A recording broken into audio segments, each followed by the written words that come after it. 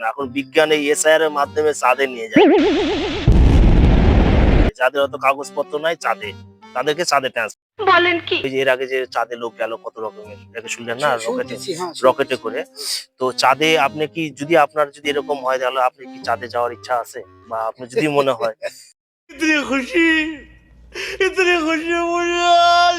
পড়াশোনা করেও পারছে না, এখন বিজ্ঞান এই এসআইআর এর মাধ্যমে চাঁদে নিয়ে যায়। যাদের অত কাগজপত্র নাই চাঁদে, समझ रहे हो समझ रहे हो आप তাদেরকে চাঁদে ট্রান্সফার, মানে এখানে রাখবে না, তাদেরকে আলাদা একটা জায়গা দিয়ে দিবে চাঁদে।